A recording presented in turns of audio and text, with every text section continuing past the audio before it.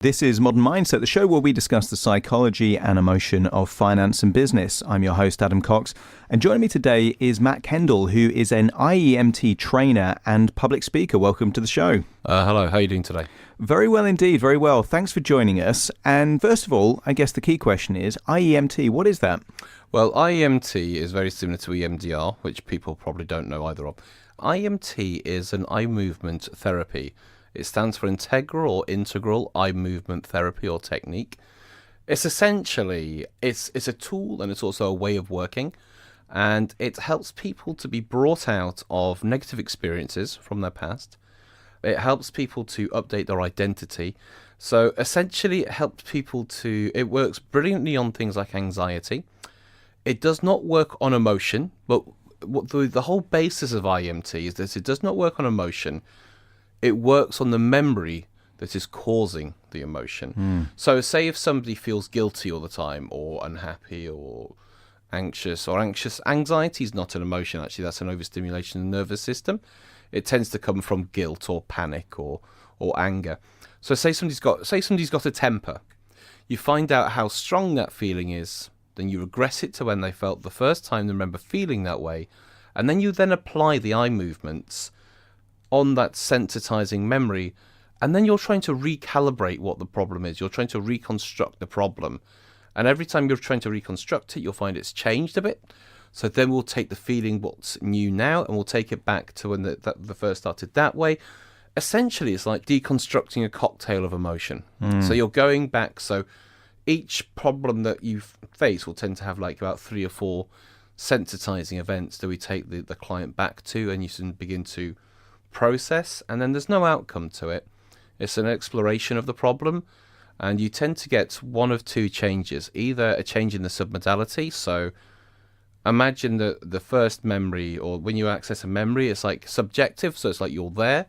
It's 9 out of 10 in strength, it's clear, it's in focus, and it's a movie. That's likely to become objective, which means you're seeing it from a different perspective. It'll feel further away in space and in time, because what happens, you get age progression. It'll be less colourful. You might not be able to get it at all. It'll drop in significance. And the other thing that can also happen is a change of meaning. So, because what happens is that, say that something happened to you when you were 7 years old. When you're accessing that memory, you're regressing to that age as you're accessing it. What IEMT allows you to do, it allows you to go back and view that memory as you are today. And when you view it from as you are today, it changes it. So a good example is that one of my favourite films growing up was Terminator 2. Now, Terminator 2, I used to watch when I was like 14, 15, and the effects were amazing. The story was absolutely great. I actually watched it a couple of months ago, and I was like, what's this? It looked cheap and tacky. But the thing is, when I thought about Terminator 2, I don't think about it as a 37-year-old watching. I think about it as a 15-year-old watching it. So when I watched it now, it looked completely different, and it meant something very different to me. That has not changed, but I have. So when I access it now, and I watched it now, it meant something completely different. And so that's what IEMT is really based on. It's basically about going back to these sensitizing memories and processing them so the change can occur. And essentially what this means is that in your present day, your decisions are now based on the information in front of you, not because of the emotional connection to things. And also, you learn a lot about yourself because you probably don't know what these sensitizing memories are. So going back to these things, you actually learn an awful lot about yourself as well. Things have changed in between. And it does sound remarkably similar to EMDR, which, for those people that aren't familiar with that, has applications in things like PTSD and things like that. Because quite often people will relive the very moment that caused the trauma, so completely associated, and it gives them the ability to actually move on from that key event. It really does. A couple of the differences are, because we do get quite this question a lot, one of the main differences between EMDR and IEMT is that IEMT doesn't just work on memory, it works on the emotion, and you regress the kinesthetic response to take it back to how you learned how to feel this way. And then you work on that memory. With EMDR, you know what you're working on straight away. Plus, from what I believe, with EMDR, you construct a picture to represent that thing. With IEMT, you actually work on what the memory is. So if it's a movie, it's a movie. If it's a series of pictures, it's a series of pictures. Plus, there's no belief system work in IEMT. With EMDR, you think of I think you think about the belief you want or what the belief is. I'm not quite sure. With IEMT, it's what's the problem, hold the problem. It's got nothing to do with positivity or trying to change something or trying to change something from a negative to a positive belief. It just works on the negative. And I guess, because using phrases like submodalities, having an idea of NLP and the differences to pay attention in terms of internal representations probably helps if you're working with people to notice what's changed in terms of how they're perceiving that thought, that memory. It's IEMT is very much about recalibrating. So, because the thing is, people don't know how to measure their experience, but with IEMT, it's very precise. If something is a movie, feels a strength of 9 out of 10, is subjective, and it's clear, well, if it changes to being 5 out of 10, it's objective. It was a movie and now it's a pitch. You can actually be very precise on how that's changed, and you're teaching the clients of how to. Because the thing is, they might say it's still there. It's still there, but it's massively different. One of the things that I find quite fascinating with you is that you're in the industry of personal development and speaking, and yet you almost come across like anti-personal development. Yeah. A lot of the conventional, let's say, cliches of positivity and motivation, you're almost the opposite. Yeah. And I'm just curious, in terms of, because clearly you're passionate about helping people and you want to see people make a difference, but there seems to be a very different perspective than most people in the industry. Where do you think that came from, and what's behind it? It comes from a few things. I've been in the self-development industry for a long time, and unfortunately I've seen behind the curtain of how it works. I've had associates who have been salespeople for some of these large industrial size conferences, and I know the damage it causes people. A lot of people who seek personal change should be seeing therapists, not motivational speakers. Walking over hot coals in a car park in an airport being cheered on by a group of people does not help your psychosis. It makes things worse. And what happens is, I do not like sensationalization of therapy. Because if you pump somebody up full of great emotions and motivation, they still can't do the thing. What I think was the saying is, what mindset without skill set makes for a happy idiot. So if you so if you pump somebody up full of getting really passionate, I could be really passionate about flying a helicopter. I'm going to die because I don't know how to fly a helicopter. There's a lack of emphasis on getting good, getting competent. This is the thing. So people say, people go, look, it's okay for you. You're really confident on stage. I've been speaking on stage since I was 15. I'm 37. I've been doing it for 20. And the reason why I do it, because I'm good, because I'm very careful and precise, and I spend a lot of time and effort to make sure that I'm good. It's not and they go, well, is it like, do you say affirmations to yourself beforehand? No, because that's stupid. No. And so the thing is, people want the result of all the practice without doing the practice. And do you know what? That's really easy to sell to people who are a little bit, I don't like the term gullible, but it goes along those kind of lines. You know what I mean? A lot of it's snake oil, especially some of these property things. If you go to a free event that's property based, you are in trouble. Well, you're going to get pitched at the end. No, the thing is, it's not just being pitched, it's being bullied into buying something. And a lot of these people, they know about psychological manipulation. Of course they do. And they're using it to extract as much money from the participants as they can. And do you know what? I think it's like 99% of all these things are bought on credit cards, not debit cards. Interesting. Because they don't have the money. I've been to a lot of these things, and I've got a lot of friends who've been to them, and they report back. They actually have scripts to call relatives so you can borrow money off them on the day. They have scripts for you to call your bank to get extended credit on your credit cards. And the thing is, with these mentoring schemes, it's 25 grand. You never quite get to where you need to be. There's always another level. You just don't. It always levels up. And for people listening, not really sure how to kind of relate this to something that's been in let's say mainstream media. Trump University followed the same model of having seminar of lots of people that aspire to be wealthy, and then it's essentially selling information that is widely available for free, but it's the sales techniques that get people buying into this kind of greed or kind of enthusiasm to be rich and end up very poor, which is why Trump got sued, I think, for Trump University. Yeah. Well, if you take the classic example, I don't know if I can... Well, I'm not saying anything that's not obvious. There's a guy I particularly hate. And if somebody's doing a video in front of a bookshelf, of books, if you're impressed by somebody who can read, you need to get different role models. So he's always standing in front of these books. And what his key demographic... a guy's age about 22 to 35, 36, something like that, who want women, they want fast cars, they want loads of money. Although he's constantly saying it's about health, it's about happiness, and it's got nothing to do with these people. And he's got supermodels around him, and he's in jacuzzis, in private jets, but he's always going, it's really what you do is integrity. It's just like, It's ridiculous. It's like McDonald's selling salads. We know what your game is. You don't. Do you know what? With McDonald's and people who sell salads, the more salads that they have on the menu, the more burgers they sell. People go in thinking, I'll buy a salad. You get a Big Mac. So, again, they are. It's all to become all these social media managers. It's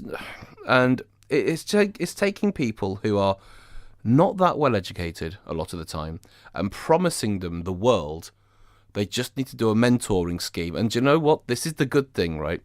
When they fail, and they will, they celebrate failure.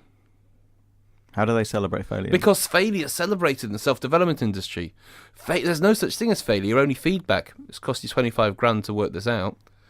But so when you do fail, they celebrate your failure. And also it makes them immune. System. It makes them immune from any kind of recourse as well. Absolutely. In terms of, and I think there is a lot of that going around that, I, for one, am a big fan of competency and congruency, actually walking the talk.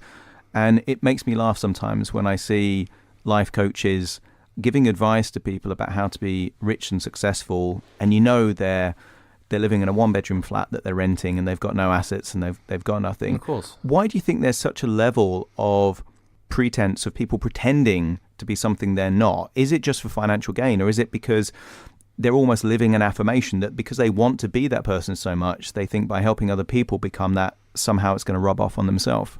During the gold rush, there were people who went to go find the gold, and there was people who were selling the shovels. So this is what the self-development industry is like. If you want to get good at something, pick what that actual thing is and go and find the people who are doing that thing. Don't just go to people who sell motivation or mindsets, because mindset, to me, I think is the biggest con in the world. Just saying you have a poor mindset or something. No, you're not good at something, and there's a difference.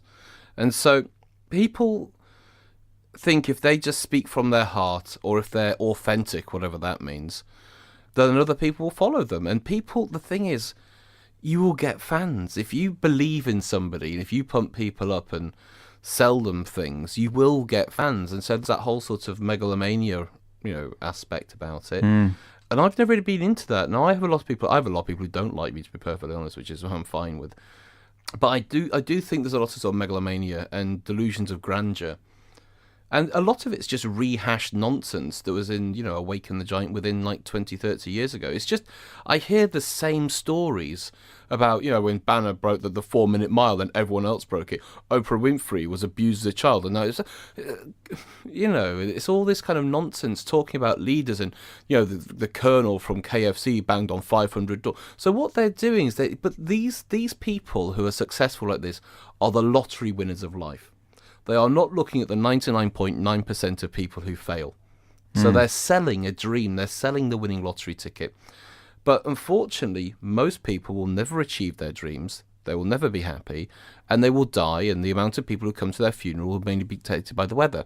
But that doesn't really fill a room at an airport hotel full of people wanting to, you know what I mean? So, I do, but I would say that there is an element that comes before competency, and that is, in my mind, psychological. You know, to what it takes to get good at something are resourceful states. Now, you might not call that resource motivation. You might call it determination. You might have it clarity that you want to become good at something. But the reality is, if you don't believe that you can ever be good, and many people went to school where teachers told them they were stupid and things like that, then the reality is how they feel about themselves is going to shut down their ability to even desire to become competent. And how do they break out of that kind of rut? Okay. Well, there's two things there, and I had the same thing with my business studies teacher. He said I wasn't allowed to do the A-level business studies because I was in his GCSE group. He was also head of sixth form, and he didn't want me to do business studies because he didn't want me to lower the grade average of the class. He said I lacked business acumen and organisational skills. So I ran one of the largest, or I still do, one of the largest Meetup groups in the world, 25,000 members. I've done 450 events. I also have been self-employed for 15 years. So I got that, and sometimes when I'm doing something well, I do think of him and think. But there is a couple of things you can do. If there's something wrong, if you have belief issues, you can work on them, and IEMT is a beautiful way of doing this. What you don't want to do is pump yourself full of motivation and emotion. And all this wanting to be great, if you have a need to be great, is born out of insecurity. So if you're like, I'm pumping yourself up, lying to yourself in the mirror, I'm a great person, right? Well, why are you saying that? A great person wouldn't say that. They just look in the mirror and smile. You know, they wouldn't have to lie to themselves. So by using IEMT, you can actually work on the negative things that are there, process that, and so it just returns it back to like zero in a way. Then you can go and learn the skill set. And I think I am from the north of England, and we don't have these kind of things. It's just get on with it. No one cares. Just get on with it. Mm-hmm. And I think that we have this. We need to be really motivated in order to do something. Let me share some wisdom with you here. You cannot be motivated about something you're not doing. And people want to be really motivated, and they think by psyching themselves up. So imagine you're starting a business. Well, imagine it in 5 years' time. How many employees will you have? How many cars do you have? Do you have offices in San Francisco? What happens is you're creating a dream, right? Now, when you start to then take any footsteps towards that and it doesn't work like you want to, you shut it down. And the reason is you do not want to destroy the dream. So therefore, it remains a dream. So everything which I do is like, just get on with it. If there's a problem, use IEMT or your whatever change work tool to work on the negative, and then just do the next step and do the next step.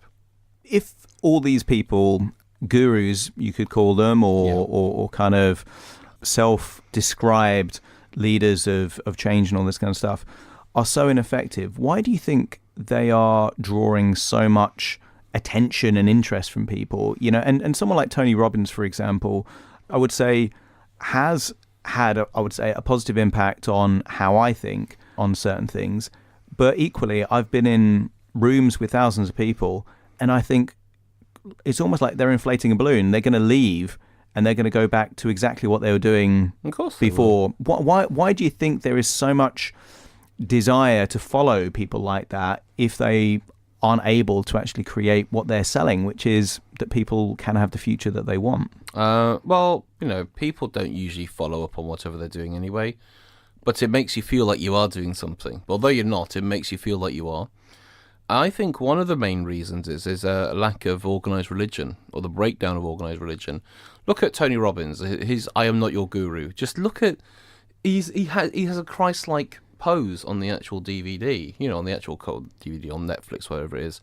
People are always seeking salvation, and that's what people are selling. Type in abundance. See, it's that classic stance of looking up to the heavens and money floating. Just type in abundance to Google, you see it, right? So I think a lot of it's to do with It goes kind of quite deep, but yeah, I think a lot of it's to do with people don't necessarily have a God anymore, and they need somebody to look up to. They need somebody to believe in them by saying everything's going to be okay. Because at the end of the day, you're going to die, and we need to have some sort of reassurance in some way. So I definitely think lack of a religion in people's lives. So we're filling it with people like, Gary Vee, Tony Robbins, and whoever, all these other sort of people who really believe in you. And look at the language. It's not far off like Southern Baptists. If you look at how they get people up and how they really raise people's spirits, and they feel great, and then when they feel great, they sell them stuff. It certainly looks like the kind of evangelical preaching money-making machine that brings a smile to people's face if they were to go on holiday in the States and see that kind of stuff, or kind of see it on YouTube.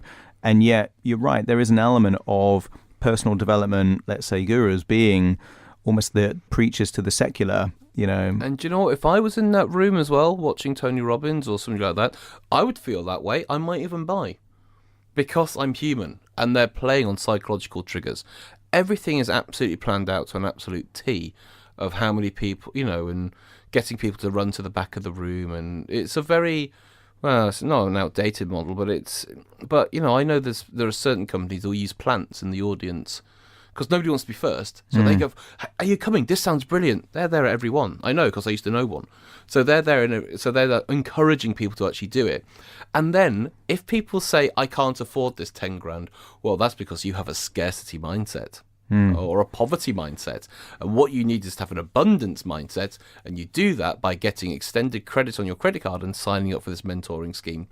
If motivation in the in the way that you describe it is a myth, how can people get themselves making progress in the areas of their lives, not because they need some kind of change work or therapy, but just how do they set goals and make progress if motivation doesn't work? The first thing you have to ask yourself is why. Why do you want to achieve a certain thing? Why do you need a big house? Why do you actually need this? And it's usually not for survival, not for comfort, not for warmth. It's usually to do with ego. So it's like, why do you need to have that new Mercedes? Because it'll make me feel good, okay? Now, when I work with somebody for like this, for example, why do you need to feel good? What does that allow you to believe, and what does that allow you to avoid believing or feeling? Because if you find out what that allows them to avoid feeling, working on that problem, you're going to actually have a lot more help with people. So it allows me to feel like I'm not a loser. How familiar is that feeling of being a loser? And going back to how they learned how to feel, because my dad left when I was 7, and so work on that. Do you need a new car? It's not really as important now. Because what people are doing with these material acquisitions of houses, cars, and partners sometimes, is to cover up feelings, is to cover up, they're wanting to make themselves feel good. Because if I've got a new car with a hot, young model in there, and I've got all this fame, I'm going to feel, well, it's not. And, this causes a lot of problems, because we all know celebrities who achieve fame and it doesn't work out too well, and it happens all the time. And I think that some celebrities, I think if people achieve celebrity later in their life, like Ricky Gervais, for example, is a good example. He'd already had a good life anyway, and then he achieved celebrity, and he really enjoys that now. There's nothing wrong with money, and if you enjoy the money, it's absolutely fine. It's much more to do with why do you want or need it, because people are desperate to be famous. People are desperate for meaning. Just look at, is X Factor on the moment, or Strictly, but X Factor or Britain's Got Talent or whatever it. Year after year after year, huge aircraft hangar places of people coming and singing, because they're trying to achieve this, trying to achieve something. But the fact is that that's all very transient. It's all material that can be taken away. And people go, it's all about self-love and all this kind of thing, which I don't really sort of go on about. It's more like, why do you need this? What does it allow you to avoid feeling? Work on that. But unfortunately, that's not as sexy as telling people, well, you do deserve the universe is going to give you a car. Are you absolutely mental?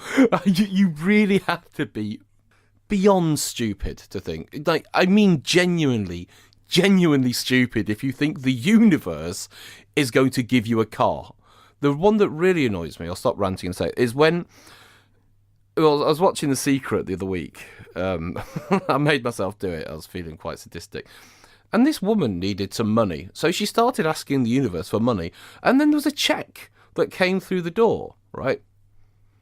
Where did this check come from? Who signed for it? Or what's it for? You don't just get sent check. Was it check for £50,000 signed the universe? And the problem is, if your life is really bad, having this kind of thing to believe in, that the universe has got your back, is very seductive. But unfortunately, people who run these events know who to go for. Yeah, They're not going after doctors and professors, are they? No, there's a lot of vulnerable people out there that can be exploited based on genuine problems that need solving. Some really interesting insight there. If someone wants to get more information on the way in which you create change and get through these blocks, where can they do that? Where can they find out more information? Well, I do a lot of talks for a company called Funding. I also run something called Interesting Talks London, which is a speaking event. You can just Google Interesting Talks, you'll find me. You go on Meetup Interesting Talks London. I'm on Facebook. I'm on Instagram as Mr. Matt Kendall, Kendall. And you can find me on YouTube. Basically, I'm on all the platforms. I'm very easy to find. But my talk, which I specialise in, is called Removing Negative Memories. And I'm going to be speaking in Sheffield, Bristol, Brighton, possibly some other places. But I train therapists. If you're a coach or therapist and you want to learn a really interesting skill set, please do check that out. But also just check out IEMT in general. I did a really interesting interview with the creator called Andrew Austin, and that's on YouTube as well. So IEMT, you just Google that. I will come. If you put in remove negative memories, I come up first in Google for that as well. Perfect. Matt, you've been a fantastic guest. Thank you. Thank you very much. And to you at home, thanks for joining me on Modern Mindset in association with Share Radio. Join me again next week for more.